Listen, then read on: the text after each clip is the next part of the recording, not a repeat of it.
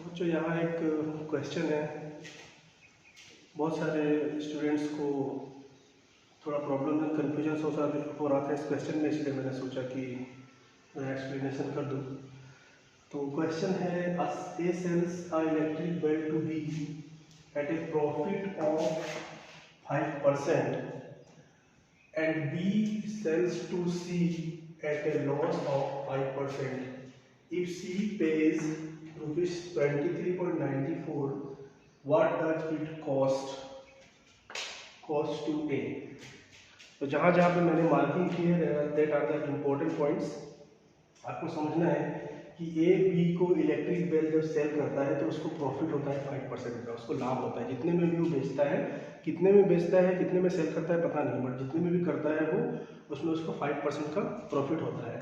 And B sells the same electric bell to C, B जो है वो सी को सेल करता है, जिसमें बी को लॉस होता है 5% का। तो बी को भी कितना में बेचा, सेल किया, सी को नहीं पता, लेकिन उसको लॉस हुआ सेल करने में 5% का। तो जब if C pays rupees 23.94 to किसको, टू बी को, तो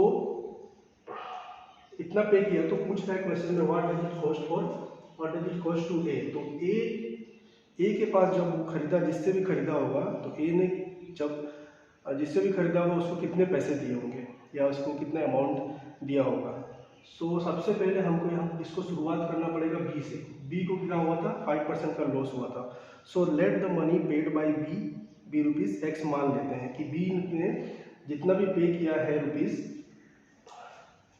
ए को, उसमें बी को 5% का लॉस हुआ है। So let the money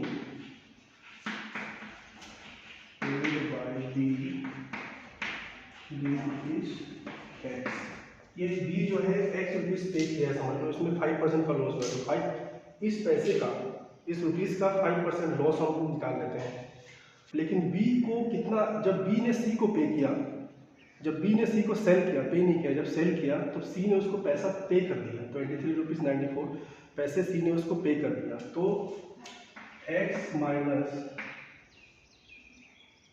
5% of x is 24 पैसे। ये जो बी का पैसा था उसमें से हमने 5% लॉस, ये 5% लॉस हुआ है, इसलिए माइनस यहाँ पे हुआ है। 5% लॉस को हम इससे माइनस कर देंगे तो ये पैसा हमको मिलेगा जो सी ने पे किया है बी को। ठीक है, तो इसको कैलकुलेट करते हैं। X minus 5/100 23.94। तो कट कर देते हैं, ये तो रहने देते हैं। 100x minus 5x 23.94 and 5x is equal to 23.94 into 100. X is equal to 23.94 into 100 by 95.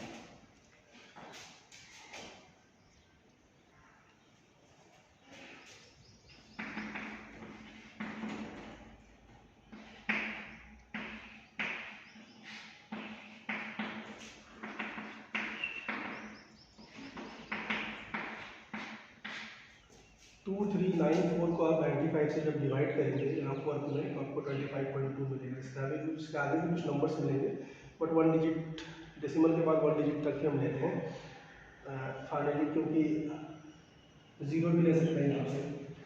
Decimal के बाद 2 डिजिट तक ले सकते हैं। जनरली हम रुपीज़ में कोई चीज़ को जब रुपीज़ इन पैसे आ जाता है डेसिमल में, तो हम 2 डिजिट तक लिखते हैं। तो ये कैसे हुआ 2394, ये तो बेसिक से आप समझ सकते हैं। 23.94 है, डेसिमल नंबर को हमने फ्रैक्शन में बता दो, नीचे 100 आ जाएगा, ये 100 ये 100 ऊपर नीचे कट जाएगा, तो हमारे पास 2394/95 बचेगा। इससे हम डिवाइड करेंगे इसको तो 25.20 रुपीज़ मिलेगा। तो यहाँ पर जो ये 25 रुपीज़ 20 पैसा निकला हुआ है, ये क्या है, this is the money paid by B to, this is the money paid by B to A, क्योंकि ए ने सेल किया है ना बी को, तो उसको 5% का प्रॉफिट हुआ है, और बी ने जब सेल किया सी को तो उसको 5% का लॉस हुआ था। तो ये बी का पैसा जो हमने निकाला है paid by B rupees X to A. तो यहाँ तक समझ। तो ये हमारा paid by B to A ₹25.20 हमको मिल गया। अब हमको हमारा फाइनल एम क्या है कि A what does it cost to A को कितना मिला। तो हम अब देखते हैं कि let the price of electric bill, let the price of electric bill rupees Y मान लेते हैं, रुपीज़ वाई मान लेते हैं। तो अब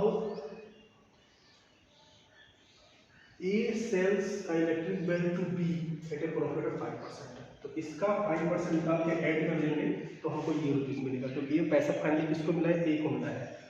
सो वाई प्लस इसलिए हुआ क्योंकि प्रॉफिट हुआ 5% of Y equal to 25 rupees 20 पैसे। तो वाई प्लस ये हो जाएगा 5/100 वाई 20 पैसे। इसको हम कैलकुलेट कर लेते हैं।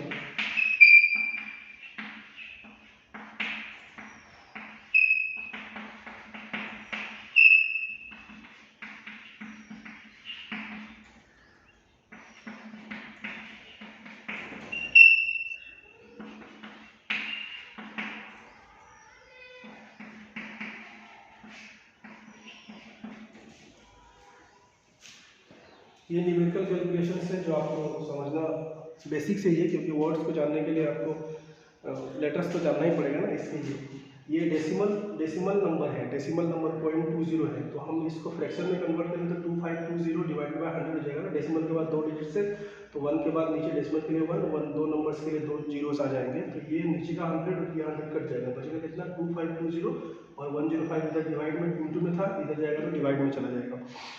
अब 2520 को 105 से डिवाइड करेंगे तो आई थिंक आपको 24 मिलेगा। इसको डिवाइड करेंगे तो आपको 24 मिलेगा। So what does it cost for A, cost ₹24 to A. अब देखिए 24 रुपीज़ टू ए। अब देखिए क्वेश्चन को रिलेट करके देखिए, 24 ए ने जिससे भी खरीदा था इलेक्ट्रिक बिल तो 24 रुपये में खरीदा था। बी को जब उसने बेचा, ए ने जिससे भी खरीदा था वो ये पता नहीं है हमको, लेकिन जब उसने बी को बेचा तो उसको जब उसने बी को बेचा तो उसको 5% का प्रॉफिट हुआ। इसलिए बी ने ए को पे किया कितना 25 रुपीज़ 20 पैसे। लेकिन अब ए ने जिससे खरीदा होगा वो 24 रुपीज़ में खरीदा होगा। ठीक है, ए ने जिससे खरीदा हुआ वो 24 रुपीज़ में खरीदा हुआ। इसलिए जब उसको 25 रुपीज़ 20 पैसे बी पे किया जब ए को, तो उसको 5% का प्रॉफिट हो गया। और सी ने जब बी ने सी को बेचा तो उसको कितना सी ने पे किया 23 रुपीज़ 94 पैसे। देख रहे हैं आप करेक्शन, 23 रुपीज़ 94 पैसे। तो ये पैसा बी को मिला, सी के द्वारा, सी के थ्रू बी को मिला। तो देखिए 25 रुपीज़ 20 पैसे, 24 रुपीज़ का था वो इलेक्ट्रिक बिल। बी को जब उसने पे किया, ये तो उसको 5% का प्रॉफिट हुआ था, इसलिए उसको पैसे बी से कितने मिले 25 रुपीज़ 20 पैसे। लेकिन बी ने जब सी को पे किया तो उसको कितने पैसे सी ने दिए 23 रुपीज़ 94 पैसे दिया। तो उसको 5% का बी को लॉस हो गया। तो ए को कितना पड़ा, ए को 24 रुपये पड़े उस इलेक्ट्रिक बिल को जिससे भी उसने खरीदा होगा, उस 24 रुपये में खरीदा होगा। फिर उसने जब बी को बेचा तो 25 रुपये 20 पैसे में बेचा। फिर बी ने जब सी को, क्योंकि तब उसको 5% का प्रॉफिट हुआ, फिर बी ने जब सी को बेचा तो सी ने बी को वापस कितने पैसे दिए 23 रुपीज़ 94 पैसे दिए, तब उसको 5% का लॉस हो गया बी को। तो इस हिसाब से you can understand this question. और बेसिक्स तो आपको, और इस क्वेश्चन में मत जाइए कि किस क्लास का क्वेश्चन है और किस बोर्ड का क्वेश्चन है। ये क्वेश्चन इंपॉर्टेंट है, फोकस कॉन्सेप्ट को समझना है और कॉन्सेप्ट को समझना है, कैसे कैलकुलेशन होता है, बेसिक्स को अच्छे से जान के रखना है। डेसिमल का फ्रैक्शन, डेसिमल का calculation, plus minus divide into, fraction का calculation, plus minus divide into, और अपना नंबर्स का नॉलेज रखना है, odd even number, prime number, इन सब नंबर्स का डिवाइड, डेसिमल का डिवाइड जानना अच्छे से। ये सब बेसिक चीज़ें आपको पहले से क्लियर करके रखनी पड़ेंगी, तब ऐसी चीज़ें अच्छे से आप कैलकुलेट समझ पाएंगे या अंडरस्टैंड कर पाएंगे। तो ये प्रॉफिट एंड लॉस सेक्शन से एक क्वेश्चन था जिसमें बच्चों को थोड़ा दिक्कत परेशानी हो रहा था। सो दैट्स वाई मैंने भी अपनी तरफ से कोशिश किया कि थोड़ा एक्सप्लेन करके देखूँ। So thank you very much. और आप लोग का सपोर्ट अगर मुझे मिला तो मैं ऐसे ही बनाते रहूँगा। बहुत बहुत धन्यवाद, थैंक यू।